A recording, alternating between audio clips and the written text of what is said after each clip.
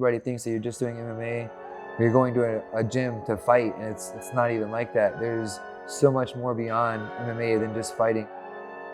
If you could overcome somebody trying to armbar you, if you could problem solve being choked, you're getting choked, you can't breathe, but you're problem solving in your head, you're learning, you're thinking of ways to get out of this, life becomes so much easier. So it instills so many great values, and you don't even realize it. You think you're just learning mixed martial arts, but really you're learning how to live a good life, a valuable life per se. It creates good people. I haven't really met anybody that's a bad person in the gym. You would see him on the outside eye, it's crazy. Some of these guys are big, muscles, scary looking, tatted up. You would never think that when you have a conversation with them, they're the nicest guy in the room. Like, they're talking to you and it's just like, you just can't even believe it. It's baffling. I always reference the movie Troy in the beginning when Achilles has the guy come up to him and is like, I wouldn't want to fight that guy. He looks big and scary. And Achilles looks at him and is like, that's why no one will remember your name. And that kind of motivated me ever since. My name is Ethan Sherman, and I am an amateur MMA fighter. I'm Aryanna Basbano. I'm an amateur MMA fighter, martial artist, and currently a martial arts instructor. William Sizemore, pro MMA fighter. Started off with jiu-jitsu, so I'm the smallest guy in the gym almost every single time, so I'm always fighting off my back, or I used to. And in more recent times, I've been working on trying to wrestle up or get on top or just figure out how to hold down someone that's bigger than me. So I've in the past month or two, I've had a lot of success going against guys that are like 40, 60 pounds bigger than me. If they got 100 pounds on me, but this is the first time doing jiu-jitsu or MMA, I don't have to worry about a single thing. The difficulty comes in when they're the same skill level and they're at the same weight. That's rough. Yeah, so I come from a karate background. It's called Shinote, but it branches off from Shotokan. And I also come from a Taekwondo background under ITF. The kicking in karate Taekwondo differs a lot more from kicking in Muay Thai. So in karate and Taekwondo, you kind of run a more point style stance where you're standing sideways versus Muay Thai where you're more square and boxed in.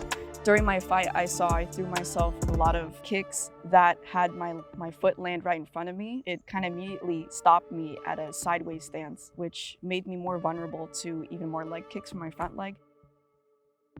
Muay Thai, MMA, putting it all together, Brazilian Jiu-Jitsu. I hold a black belt in Brazilian Jiu-Jitsu. We don't really rank Muay Thai.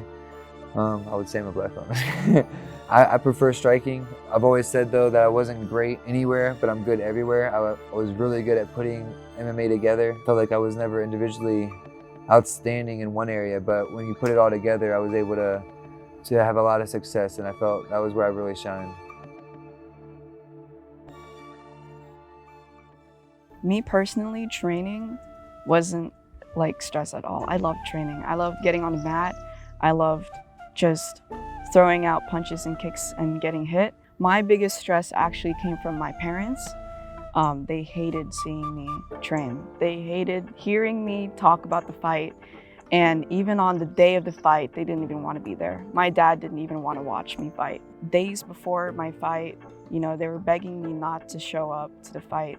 And literally the day before my fight was my graduation. So me and all my family members were here with me, and you know, we were having a celebration, but on the other side of the spectrum, you know, part of them was just very worried about what was going to happen the next day. Well, the thing is, I don't consider the levels that I compete at to be high level yet. So I don't really feel any pressure. Even though I've lost my both fights, I still think I'm better than my competitors. I hope they don't see that, but. So I went to a Win-Tensity seminar, and it really made it easy for me. At the end of the day, we all get nervous. We're all gonna have those butterflies, and that's just part of it. You gotta learn to embrace it. The more you embrace it, the easier it gets. I literally lay backstage with a pillow. I'm laying down before I have to get up to warm up. I'll warm up and I'm ready to fight. I'm a little bit yawning before I walk out because I'm just that relaxed. I feel like the pressure is usually what you put on yourself. The pressure will be when you're hyping yourself up, if you're hyping a knockout up. Once the spotlight hits and all the eyes are on you, you're walking out to the cage, that's when you'll see a lot of people break. And I think that's the biggest thing is always being confident in yourself. You gotta be able to believe in you. Because at the end of the day, if you don't believe in you, then you can't make somebody else believe in you. You can't expect other people to believe in you. you're your biggest fan. You've always got to be your biggest fan. So I train at least once every day. It depends on the fight camp, but my first 2 fight camps, I was training twice a day every day, sometimes 3 times a day every day. So that'd be in the morning, I'd come in, do Muay Thai technique, go home, recover, rest, go back at night, Muay Thai technique, MMA sparring, go to the gym, work out. And that's pretty much what it's like every single day. So I recently just started training for a fight last December. I'm not gonna lie, I kind of just speed run my whole entire training regimen under 1 month, which I don't recommend anyone to do. They say, you know, for a fight camp, it goes from like 2 to 3 months.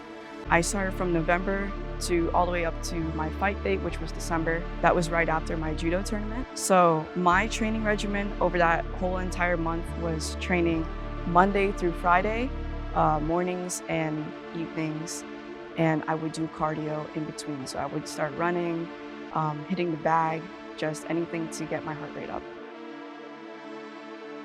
When I was fighting professionally, it was literally 6 to 7 days a week, different routines. You would have to have at least twice a day. You would be training morning and night. You have to do the whole routine. It's got to be cardio, weightlifting, training technique, and actual sparring. You got to do a whole lot of things. And diet is included as well, so it's a lot.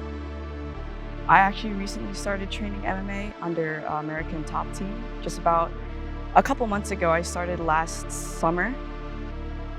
Since I was 3.5 years old. So about 18 years, give or take now. I would say going on 16 years now, almost half my life. To stay motivated and to continue to train as a fighter, I think it would be just the desire to learn more. Going in for a title, pushing yourself to move on from amateur and maybe even one day be professional, that can be your motivation. My motivation is purely from just my standpoint of learning something new. I think those are different types of people. I wouldn't say that it's a wrong way to be motivated. There's no wrong way to be motivated. You can pick anything in your life and be motivated about it. So like, this is the lifestyle path I've chose, and if I want to become a great fighter, if I want to become a champion one day, I'm gonna have to do more than everybody else. I'm gonna have to be better than everybody else. So that's what I try to do. I don't really handle it. I just do it. You know, if this is what you're gonna do as a fighter, you kind of just have to accept that. So I've already accepted it. I don't really do anything special. I don't meditate. I don't do any of that. I just go train and go home and do it all again tomorrow. I don't really look at fighting as a bad thing or as something that's I have to work myself up towards. I always had a passion for fighting. I like to challenge myself to see if I'm the best in the world per se. I literally could go to sleep and wake up and be ready to fight. Like, just what I like to do. Most memorable fight? Yeah, my last fight. The one thing I learned was that I probably shouldn't touch gloves because you could get sucker punched on the glove touch, which may or may not have happened. My ring fight under Muay Thai rules for Laleo Code would be my most memorable, just because it included everything that I've learned from my past experiences from martial arts growing up until now. Oof, my most memorable fight. One of my favorites, I would say, is a few fights ago I fought Joel Crook from Gracie, Tampa. He also trained at Bang Thai Tampa, so I knew he was going to be a good striker. Ended up being the fight of the year for Combat Night that year. Well, ideally one day, it doesn't have to be UFC, it doesn't have to be one championship. I just would like to be the champion of whatever pro fighting division I happen to get into, if I do get there. And I would like to make a lot of money. You know, I would imagine that comes hand in hand with being a fighting champion for some fighting league. But you know, UFC champion sounds pretty cool one day. UFC world champion. What I'm looking forward to in my fighting career is to learn more and hopefully give myself some time to grow more at the same time. I definitely wanted to be UFC champion. That was the biggest thing. Right now, it's gonna get put on the back burner. I'm looking to open up a gym. That's my big thing now. I wanna spread the knowledge, and if I don't get to the UFC, I'm definitely getting one of my students to the UFC gold. Somebody's gonna be wearing UFC gold for my gym. If it's not me, it's somebody that I'm teaching.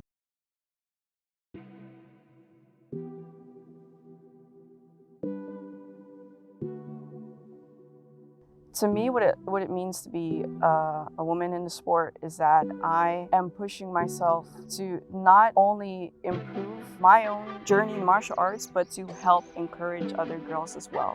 So I like to encourage my friends, people, my classmates, that anybody could join martial arts. It doesn't matter how big or tall, how small you are, how fit, You could say that it's a male-dominant sport because you see a lot of guys do it.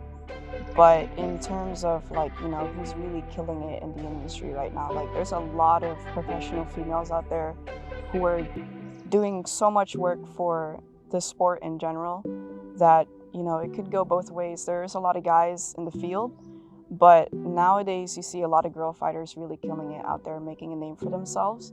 Yeah, no, there was definitely a lot of instances where being a woman did not play under my favor in the sport of martial arts in general. One mainly being there's not a lot of people to train with. Unfortunately, my size, I'm 5'1", I weigh 105, there's not a lot of guys even who could equally match me in terms of size and height. It's both a plus and a minus being a woman and how very limited we have in terms of training.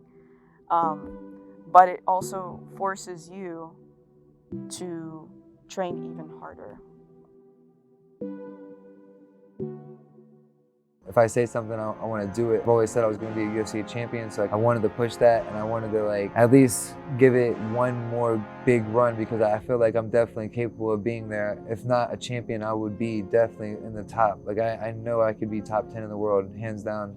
There's a quote, it's a man's greatest achievement is doing something that he didn't know he was capable of doing. That I feel like is how I never thought I would be a coach. I always UFC champion. I was gonna be a fighter. I was gonna be Conor McGregor, have it be millionaire, doing seminars all over the world. I was never gonna be a coach though. I never had that in my plan. It ended up building me up, and I started to find a passion for it. And it's crazy how that became a passion where just seeing the kids light up, seeing the adults.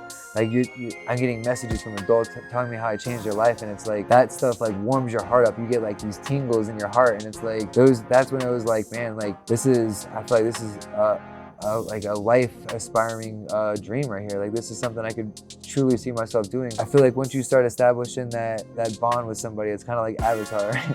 You get with those flying creatures or whatever creature you hook up to, it's you start to connect. You know the fighter more than everybody else. When the heat of the moment happens, that fighter, you only hear your coach. You could have thousands of people in the crowd screaming, and you're only going to hear those voices you're familiar with. And that's when it really breaks down, the bond you really have with these people. It's yeah, we just punch each other in the face every day, but at the end of the day, you have this bond where it's you truly respect each other. It's crazy to see how the personalities can change, but you just have this view on somebody just because of how they look. And when you get to a gym, we have lawyers, we have doctors, we have McDonald's workers, we have fighters, pro fighters, amateur fighters, you have moms, dads, babies. You have the whole family in the gym, and it's everybody comes together and there is no egos. It's it's all one atmosphere, and that's where I feel it all comes together, where you see it's this isn't just something that people are coming here to beat each other up. This is something you could really do, and you learn a lot about yourself when you do this. And at the same time,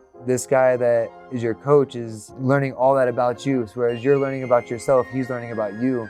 And you really expose a lot of yourself. I really know your name. I'll 100% know your name when I've sparred you and you've hit me in the face.